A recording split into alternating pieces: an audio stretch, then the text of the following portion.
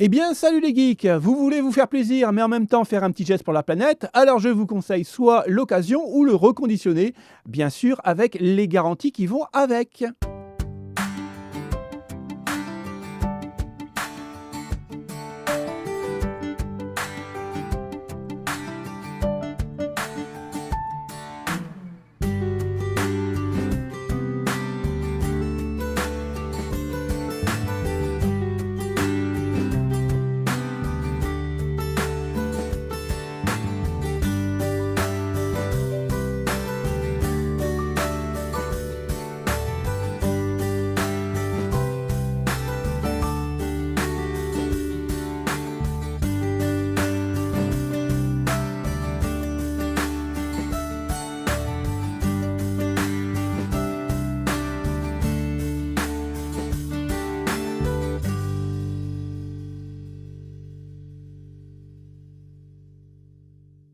On va commencer les bons plans reconditionnés par les cartes graphiques. Donc là, j'ai choisi une 4060 Ti qui fera largement le taf en 1080p sur tous les jeux du moment, voire commencer un peu à taper sur la 2K en baissant les paramètres graphiques, bien sûr. Donc, c'est une Ventus à la 3 fans. Ce qui est vraiment très intéressant, c'est qu'elle sera vraiment bien refroidie. Maintenant, il est vrai qu'elle sera un petit peu plus grande qu'une 2 fans, donc il faudra bien regarder votre boîtier si il accepte. Ça serait dommage de commander une carte que vous ne pouvez pas le mettre. Donc, neuf, 479,90 €. Mais regardez ici, vous pouvez l'avoir en très bon état d'occasion, avec bien sûr la garantie Amazon, à 407,73 €.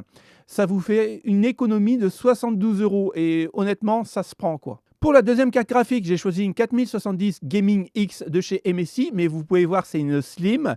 Donc, elle prendra moins de place au niveau épaisseur dans votre boîtier, pour ceux qui ont un petit boîtier. Alors, vous pouvez voir ici les connecteurs 12 VHP-WR. Alors, sur les 4070, j'en ai réparé que 2. Et encore, ce n'était pas dû aux 12 VHP-WR, au connecteur d'alimentation. C'était plutôt dû à un overclockage mal maîtrisé et en fait, la carte, elle a cramé. Euh, Ce qui va vraiment cramer sur les 12 VHP-WR, donc au niveau des connecteurs d'alimentation, c'est plutôt les 4090. Pour les 4080, j'en ai réparé que 3. Et encore une fois, sur les 3, il y en avait 2 où c'était un problème en fait d'overclocking. Donc là, on est à 685,13 €. Là, vous pourrez commencer à taper dans la 2K, voire même un peu la 4K. Elle sera quand même assez limitée, bien sûr. C'est pas fait pour la 4K pure et dure. Mais pour la 2K, avec un bon taux de FPS, ça passe sans problème. Pas besoin du 4070 super. Donc 685 €, mais vous pouvez l'avoir aussi d'occasion en bon état à 644 €. Toujours en 4070, j'ai choisi la WinForce de chez Gigabyte. Alors, c'est l'entrée de gamme de chez Gigabyte. Ça ne veut pas dire, attention, que ce soit une mauvaise carte graphique, c'est juste parce que en fait, elle a pas vraiment, elle n'est pas super jolie. Et en plus, au niveau du RGB, eh ben, en fait, ça va manquer. Mais attention, hein, elle fera largement les tafs. Et comme vous pouvez voir, elle est un petit peu plus grosse que la Slim qu'on a vue précédemment. Donc au niveau du refroidissement, ça sera un peu mieux. On est à 649,97 €. Moi, je vous le conseille de la prendre si vous voulez une 4070 à 589,36 €. Alors faites attention parce que généralement, à ces prix-là, ça part très très vite. Pour ceux qui cherchent une 4070 super, eh ben écoutez, j'en ai trouvé une à 912 €. Alors oui, ça coûte plus cher qu'une 4070 de base. En même temps, attention, on est sur une Asus ROG Strix. C'est la plus haute gamme. Alors, vous avez du RGB ici en fin de peloton. C'est vraiment très joli. Après, la carte en elle-même est vraiment magnifique. Elle est très bien refroidie. On est toujours sur un connecteur 12 VHP-WR. Et voilà, 912 €. Mais regardez, comme neuf à 889,29 €. Donc, je pense que si vous en cherchez une, prenez-la comme neuf. Vous allez gagner un peu d'argent et vous ne serez pas déçus. On repart sur une 4070, mais cette fois-ci, c'est une Elite. Et comme vous pouvez voir, on a du RGB sur les pales. Donc, si vous mettez votre carte à la verticale comme ça, c'est juste magnifique. Donc, c'est tout ce qu'elle a de plus par rapport à l'autre Gigabyte que je vous ai présenté. C'est juste qu'elle est un petit peu plus jolie. Donc, on est à 670,76 €, mais vous pouvez la retrouver ici à 633,07 € en très bon état. Donc là, c'est plutôt sympathique. Du côté de chez AMD, pour moins de 300 €, vous pouvez avoir une RX 6700 avec 8 Go de VRAM, donc une gaming OC. Alors, comme vous pouvez voir, c'est l'entrée de gamme et vous pouvez avoir simplement du RGB sur la tranche qui est marquée Gigabyte. Après, vous avez un connecteur 8 pins classique, puisque c'est plus intéressant d'avoir un connecteur 8 pins par rapport à un 12 VHP WR. Après, sur cette gamme de cartes graphiques, ça crame pas, hein, il n'y a pas de problème. On est à 338,95 €, ne l'achetez pas à ce prix-là, prenez-la plutôt à 277,25 €. Et pour ce prix-là, vous pourrez jouer en 1080p avec un bouton de FPS, avec quelques paramètres graphiques, plutôt en haut, voire moyen qu'en ultra. Mais attention, elle fera largement le taf. On va monter en gamme avec une RX 7800 XT avec 16 Go de VRAM en GDDR6. Donc là, pour jouer en 1080p avec un excellent taux de FPS, vraiment en ultra sans aucun problème. Vous pourrez faire de la 2K, puisque moi j'ai la 6800 et elle fait encore le taf aujourd'hui en 2K. Donc la 7800 fera largement le taf. En plus de ça, elle est blanche, magnifique. Sapphire a vraiment fait une carte magnifique. Je la trouve vraiment tip top. Après, voilà, c'est une question de goût. On est à 600 € à 1 centime près. Moi, je vous la conseille encore une fois de la prendre en très bon état à 561,01 €. Ça vous permet quand même d'économiser 30 € et c'est toujours ça de prix. On monte encore en gamme et bien sûr, les prix vont monter aussi. Là, on est sur une 7900 XTX qui est juste tip top. Alors attention, il vous faudra quand même un boîtier assez grand parce qu'au niveau de l'épaisseur de la carte, elle va prendre 3 slots. Et vous voyez ici, vous avez un support qui est livré avec pour éviter que le PCI, en fait, soit affaissé. Donc, c'est très important de le mettre. Donc voilà, hein, c'est une carte pour faire tourner du 4K, du 2K, du 1080p. Jouer avec ça, c'est quand même une hérésie. Mais bon, vous pouvez le faire avec un excellent taux de FPS, hein, sans aucun problème. Elle sera quand même moins puissante qu'une 4090, c'est clair, mais elle est quand même beaucoup moins chère. Pour les processeurs, j'ai choisi le R5 5500 parce que celui-là, il est vraiment oublié par la communauté gaming. Tout le monde se jette sur le R5 5600X. En même temps, c'est normal puisque tous les influenceurs vous disent « Prenez le 5600X, c'est la Royals ». Mais celui-là, je pense qu'il ne faut pas l'oublier. Et en plus de ça, il est moins cher. Alors, la différence entre le 5600X et le 5500, en gros, vous allez perdre quoi 8-10 FPS, puisque je vous rappelle, les FPS ne se font pas avec le processeur, mais plutôt avec la carte graphique. Alors, si vous avez un petit budget, prenez ce processeur avec une carte mère B550 pas trop chère. Vous allez vous en sortir pour moins de 200 € et ça va faire vraiment le taf en 2024, 2025 et 2026. Maintenant, beaucoup plus puissant, le R7 5800X. On est à 216,19 €, mais vous pouvez le retrouver à moins de 200 € ici, en très bon état, donc ça peut vraiment valoir le coup.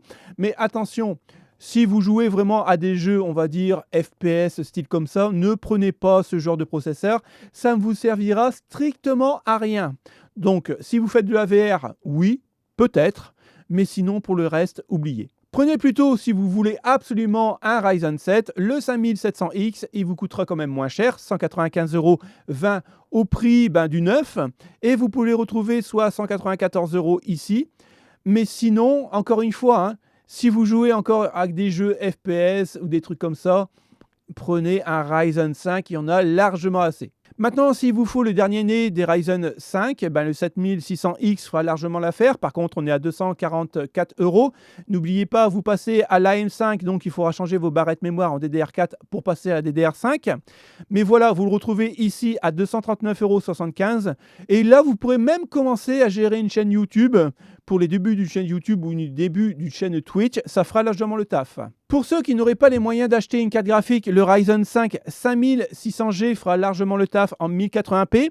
Hein, donc pour, on va dire, des taux de FPS entre 50 et 60 selon les jeux.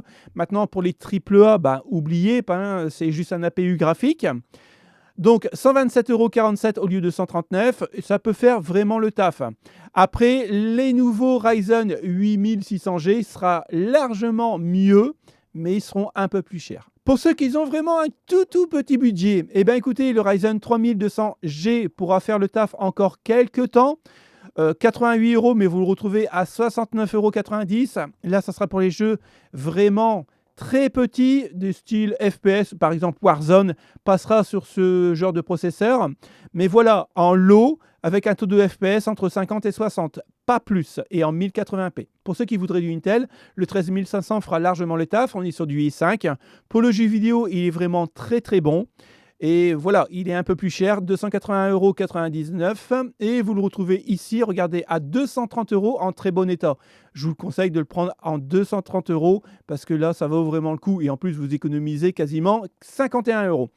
Et pour le jeu vidéo, comme c'est la nouvelle architecture, il est vraiment pas mal. Pour le boîtier, il y a quand même pas mal de quoi faire. Celui-ci, le H5, il est vraiment très joli. Après, bien sûr, il faut aimer le noir, mais il existe en blanc.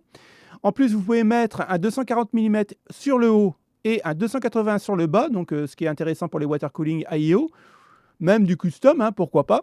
On est à 94,90 €, mais regardez, vous pouvez le retrouver à 75,92 €. L'Oversteel est vraiment assez stylé, typé un peu gamer. J'aime beaucoup, il est plutôt sympathique. Alors, il est livré avec 2 ventilateurs.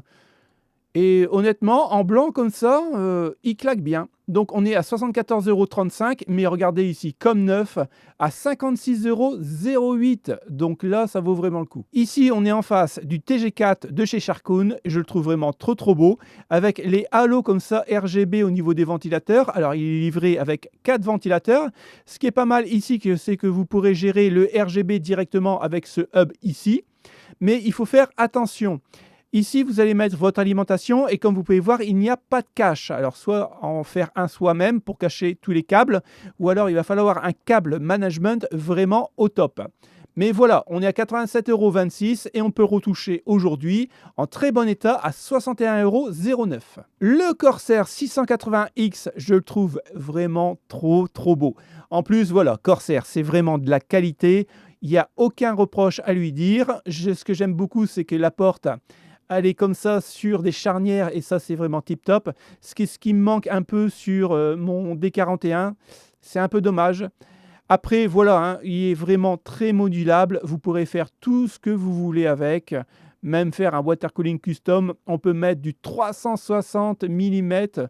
Donc, c'est vraiment tip top. Mais voilà, c'est un coût. 309,39 €.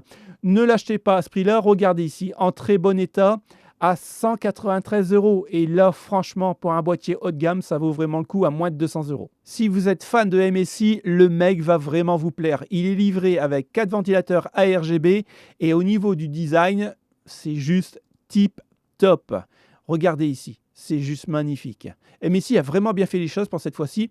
Et en plus, vous avez un petit panneau ici, écran LCD IPS, pour le commander directement sur le panel. Et ça, c'est vraiment tip top. Après, voilà, encore une fois, hein, c'est un boîtier assez cher. On est à 386,98 €.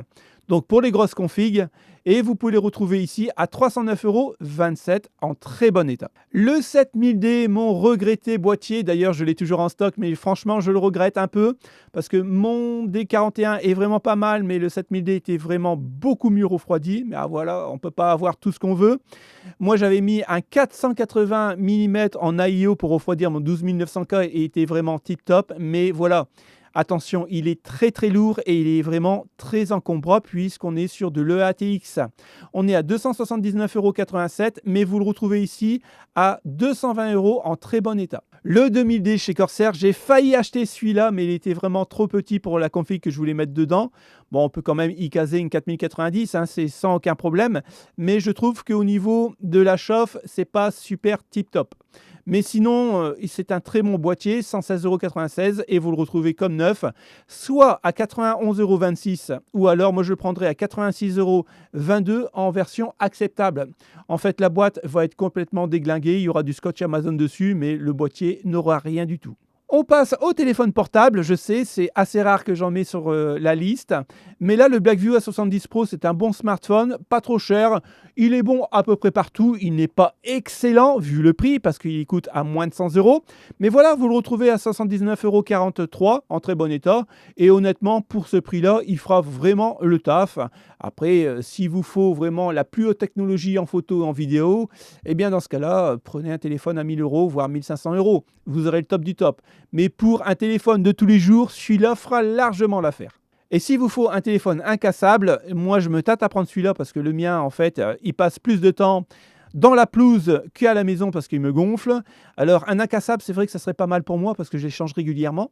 140 €, bah voilà, le Blackview, il fait vraiment le taf. Je le trouve assez joli. Et puis, ben voilà, hein, il peut aller dans la piscine et tout, donc pourquoi pas.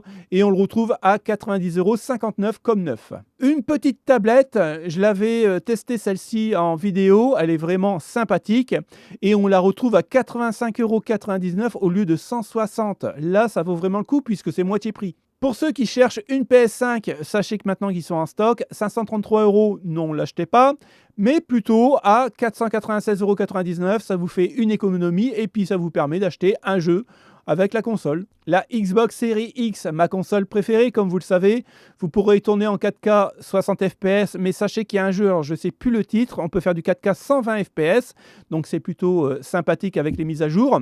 549 €, franchement, elle est trop chère. Prenez-la à 427,80 € d'occasion, elle fera largement les tafs. Et puis, honnêtement, si vous n'avez pas les moyens de vous monter un bon PC gamer, prenez ce genre de console, que ce soit la PS5 ou la Xbox Series X, elle fera largement l'étoffe et honnêtement, vous vous amuserez aussi bien qu'avec un gros PC. Et pour ceux qui ont vraiment un tout petit budget, ben écoutez, la Xbox Series S, alors celle-là, elle ne fera pas tourner 4K, mais plutôt de la 2K à 60 FPS. Là, elle est à 300 €. Moi, je vous la conseille à 229,99 € parce que voilà, c'est une bonne petite console, ça vous permet d'économiser encore une fois un petit billet, puis ce billet vous le mettez dans un jeu vidéo ou alors vous prenez le Xbox Game Pass qui est à, je ne sais plus, 17 € par mois je crois, mais vraiment en Platinum et vous avez accès à une panoplie de jeux complète. Donc j'espère que ce bon plan vous a plu en reconditionné, on en refera une fois par mois à peu près. Et puis écoutez, passez une bonne semaine, on se retrouve samedi pour un test. Salut les potes, ciao ciao!